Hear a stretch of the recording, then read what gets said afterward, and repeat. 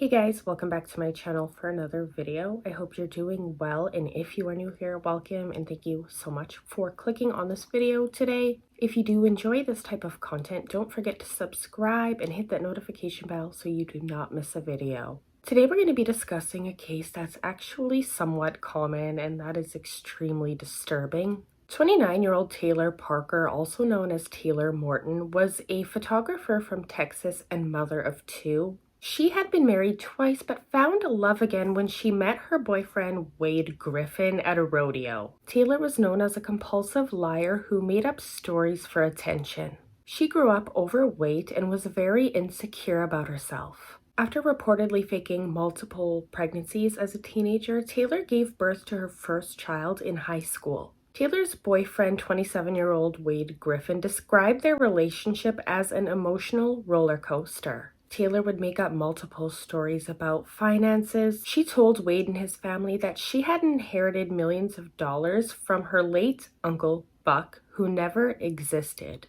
In December 2019, Taylor announced that she was pregnant. During this time, she had began communicating more with an acquaintance that she met online through Facebook. Taylor was a photographer, and 21-year-old Reagan Simmons Hancock loved her work. Taylor had even done Reagan's wedding photos 1 year earlier. Reagan was pregnant with her second child, and it is believed that the two women being pregnant at the same time, both with little girls, brought them closer together. However, Taylor was not actually pregnant. In fact, she had her entire family blocked on Facebook because she had had a hysterectomy a few years prior when she gave birth to her second child due to complications. This means that it would have been impossible for Taylor to be pregnant. She would even fake doctor's appointments and tell Wade that he could not come with her due to COVID restrictions. Now, Wade's family did not like Taylor, nor did they believe that she was pregnant. There was no reason for him to believe that she was not pregnant.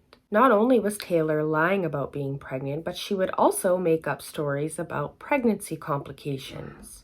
Her due date would come and pass, leaving her to say that she was late and needed a C-section. On the day of the scheduled C-section, a bomb threat had been called in to the hospital that it was scheduled. The threat was called in by, you guessed it, Taylor herself. This woman was going through great lengths to prove that she was actually pregnant, and it was going to get so much worse. On the morning of October 9th, 2020, Taylor drove down to Reagan's home and sat outside for several hours. She then left and returned with a gift and Starbucks. Now guys, be careful who you trust, because what was about to happen is truly disturbing. Taylor pulled out a scalpel and cut Reagan from hip to hip, ripping the baby from her stomach. Reagan was still alive at this point, and Taylor had beaten her in the head before stabbing her in the neck. She fled with the baby but was pulled over by police for speeding. The umbilical cord was still attached to Reagan's baby. Taylor shoved the placenta down her pants along with the umbilical cord and made it look like she was giving CPR to the baby when the cops approached the vehicle. She told the officer that she had just given birth and that her baby wasn't breathing. An ambulance was called, and Taylor and the baby ended up being taken to the hospital. Taylor had been acting very strange and refused to let the nurses check her. This raised huge red flags, and the doctor ended up pulling the police officer aside and telling him that this woman did not give birth.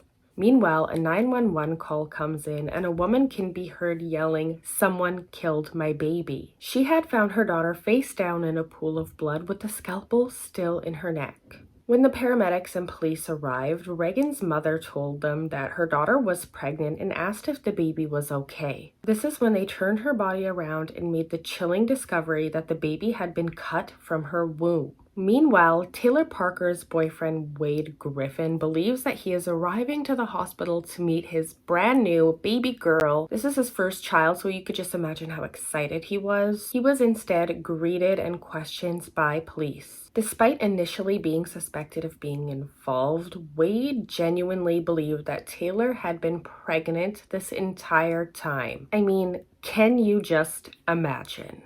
Reagan's mother is never going to be the same again, not only because she lost her child and her unborn grandbaby, but because she made that gruesome discovery, and that's going to stick with her for the rest of her life. Taylor Parker was arrested and charged with capital murder. She was sentenced to death on November the 9th of 2022. What a horrific and scary story. The crazy part is I can think off the top of my head of at least 2 other cases where somebody has stolen a baby from somebody's stomach. I mean, it's just truly horrifying and scary. If you're that desperate for a baby, you know, just go adopt one. However, it sounds to me like Taylor had a lifetime of making up stories and just being completely gaslighting and narcissistic. She's clearly a very disturbed person.